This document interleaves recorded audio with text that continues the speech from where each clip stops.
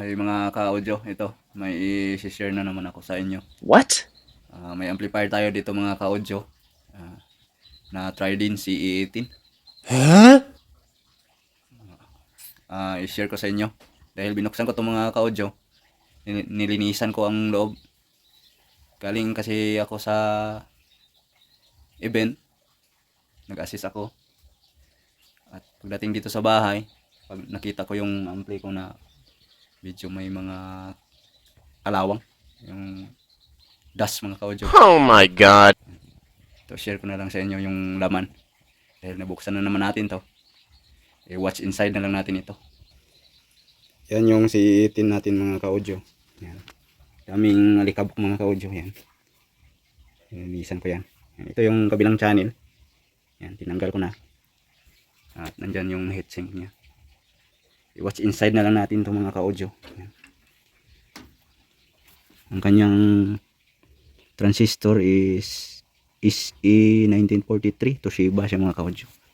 Yan. Sa kabila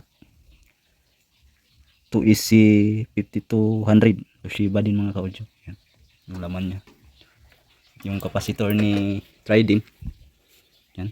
2, 4, 6, 18, 12 yung capacitor ni Trident mga ka-audio. Yan. At yung ano niya, ito resistor. Anong tawag to? Resistor ba? Ato 4, 6, 8. Nasa 9 siya mga ka-audio. Ito yung power niya.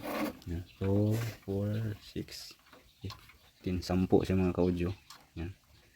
Bali nasa 20 siya magkabila sa mga ka-audio. Yan. 2, 6, 8, 10. Yan. 20 lahat. Yan. At ang kanyang ano mga ka-audio. Yan. Merong ano siya mga ka-audio. Nakatatak na CE 7000 watts. Yan, meron siyang 2217 017 volt. Yung high na ano, hindi makita. 78. Lahat ng mga ka-audio. Hindi makita. Yan mga ka-audio. Meron siyang high voltage sa kanyang transformer na 78 078. Ang kanyang low ay 36036. Yan. Ang laman niya. Yung kitang kita yung alikabok mga ka-audio. Nalinisan ko na yan mga ka-audio. Yung kabilang channel. Ito na lang sa kabila.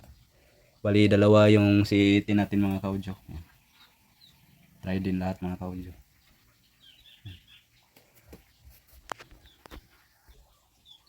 Okay, nakita nyo na ang laman ng ating CE18. Yan mga ka-audio. I-review lang pala natin yung capacitor niya. Yan ang capacitor niya. Ang pangalan ay Tongda. Yan. 22,000 UF. At naka 63 volts siya mga ka-audio. Yan.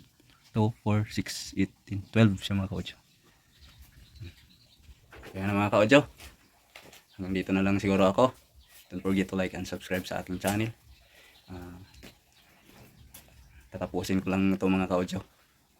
Dahil bukas busy naman tayo. Bye mga ka-audio. Thank you sa panonood. Bye.